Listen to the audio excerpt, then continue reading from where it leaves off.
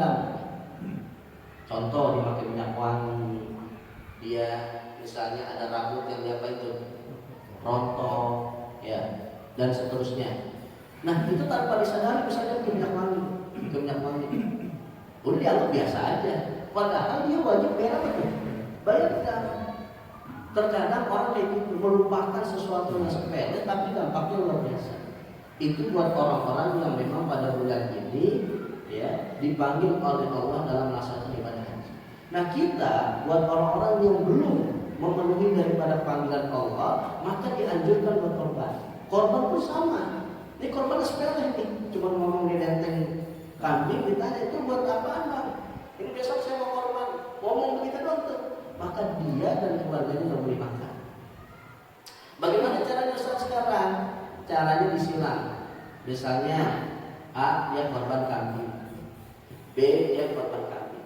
Yang B makan kambing yang A, yang A makan kambing yang B. Itu bagusnya begitu.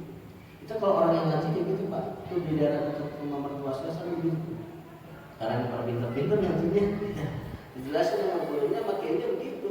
Jadi ketika panitia datang, dia misalnya sudah ijab kabul, ini kambing besok saya buat korban. Ya diterimalah oleh DKM musola, oleh panitia korban, diambil. Nah besok ketika nyembelih itu sudah dipisahin tuh pahanya. Tradisi di kita kalau orang yang korban biasanya ngapain? Kita kasih kan pahanya. Nah kalaupun kita mau kasih dia, maka jangan dikasih kambing dia.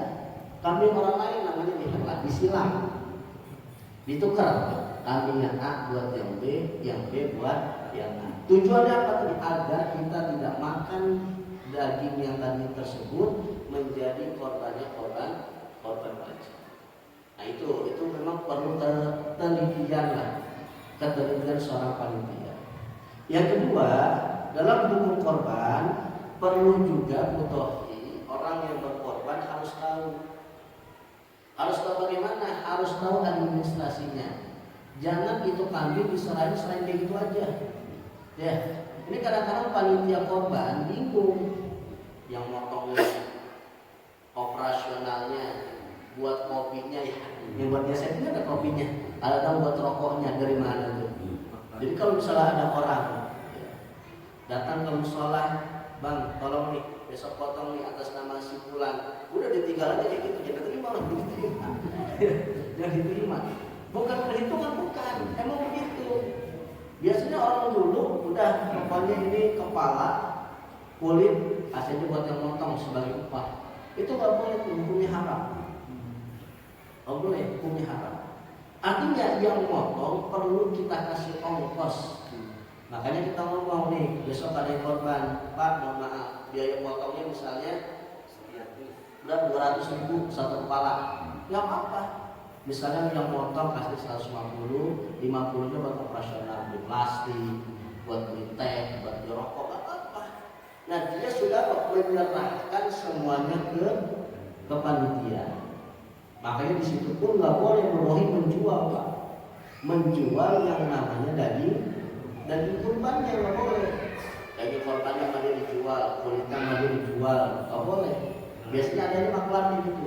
Nah, kalau nggak bisa dijual kan, kadang-kadang kulit nih, kulit itu kan memang kadang-kadang kita nggak bisa dibagikan. Iya, kadang-kadang gitu ya. Ada kalau yang pada kulit kan? Nah iya, susah ini Ustaz, makanya kadang-kadang ada pengepul gitu ya, bisa datang gitu. Nah itu bagaimana Ustaz kita kan? Bagaimana caranya itu kulit diserahin dulu? Iya. Ya, ini korban si A, saya serahin ini kulit nih untuk Bang Bisa. Udah nggak bisa dijual namanya nggak apa-apa, udah diserahin. Ya, ini kulit nih, saya kasih nih kepada Bang Musin nih. Kulit ya udah sama dia dijual nggak apa-apa. Jadi ada yang namanya diberikan dulu. Jangan kita mentang-mentang jadi panitia korban, ya udah diambil dulu sama panitia tuh. Kulitnya diambil, kakinya diambil, palanya diambil. Itu palanya udah dijual kan? Nah, itu yang nggak boleh, Pak. Kecuali tadi saya katakan, nih mudohi nih, saya nih korban besok, ya saya korban nih.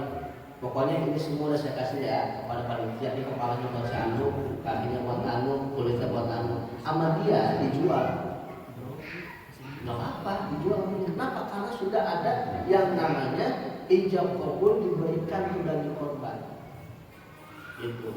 Nah, jangan sampai kita dalam mendistribusikan daging kurban kita nggak tahu, belum ada ijab kabulnya, belum ada penyerahannya, kadang-kadang sudah dijual. Nah itu penting untuk kita ketahui. Kalau kayak kolektif sapi gitu Ustaz, kita kan kolektif sapi nih. Nah itu bagaimana kayak misalkan kayak kepala gitu, kayak kuli gitu Ustaz. Maksudnya 7 orang itu menyerahkan nih, pokoknya saya serahkan sapi ini untuk dikorbankan, sekaligus untuk dibagi-bagikan kepada yang berhak. Ya, yang berhak ini nggak harus orang miskin Pak, betul ya. Beda dengan zakat. Kalau zakat fitrah itu ya ada 8 asnaf yang wajib mendapatkan zakat fitrah.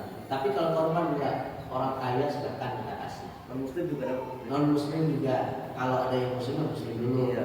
Ya, non muslim nggak apa-apa. Bahkan kita jual tadi, udah dikasih kita jual, itu nggak apa-apa. Pada orang yang nggak punya, ya itu nggak apa-apa. Nah, kalau 7 orang itu tadi yang penting sudah ada namanya ijab kabul. Kalau dari ijab kabulnya ya udah nggak apa-apa, dia mau jual dan seterusnya. Ini mah dulu prakteknya Pak, dulu mungkin orang sekarang udah pada hidup lah, udah pada pintar.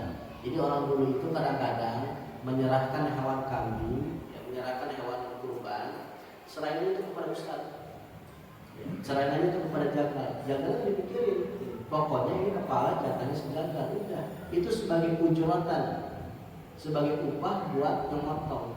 Nah kalau itu sebagai upah itu nggak boleh. Makanya ada yang namanya kita memintakan dana lagi kepada orang yang korban, ya selayaknya lah. Apakah 200 atau 150 tergantung kesepakatan dari panitia korban. Itu. Selanjutnya untuk masalah hewan kurban ini tidak boleh yang lain Pak. Onta, kerbau, sapi dan kambing. Ketentuannya kalau kambing buat 1 orang, sapi atau kerbau atau onta untuk 7 orang. Jangan kita kambing buat 2 orang. Udah gitu akekah juga korban juga. Gak mau dipisah. Udah saya mau korban juga, akekah juga. Laki-laki lagi. Kalau laki-laki akekahnya berapa? 2. Ya korbannya 1. Mau masalah korban, akekah, kami yang atur lagi, nggak cukup. Ya, kecuali kalau misal kambingnya 2, ya mungkin itu. Karena ada ulama yang mengatakan boleh antara korban dan akekah niatnya dijadikan 1 apabila hewannya mencukupi. Kalau perempuan atur kambing, ya akekah juga, korban juga silakan. Ini laki-laki kadang-kadang. Laki-laki kan jatah akekahnya 2 ya. Ya akekah juga, korban juga, kambingnya cuma 1, nggak cukup. Ya kalau mau korban. Mana lebih afdol antara akekah atau kurban? Kurban. Kenapa? Karena momennya sedang Idul Adha. Kalau akekah kapan aja waktunya?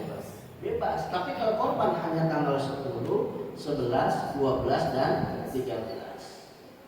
Gitu. Mana yang lebih utama? Kita menyembelih kambing, 1 kambing buat 1 orang, atau menyembelih sapi, 1 sapi buat 7 orang. Nah di sini dikatakan bahwasanya yang lebih utama itu adalah kita menyembelih kambing, 1 kambing buat 1 orang. Ya. Apa alasannya? Alasannya adalah bi'irobatil dam. Karena tujuan kita ibadah kurban itu ya bahwasanya tertumpahnya darah dari binatang hewan kurban.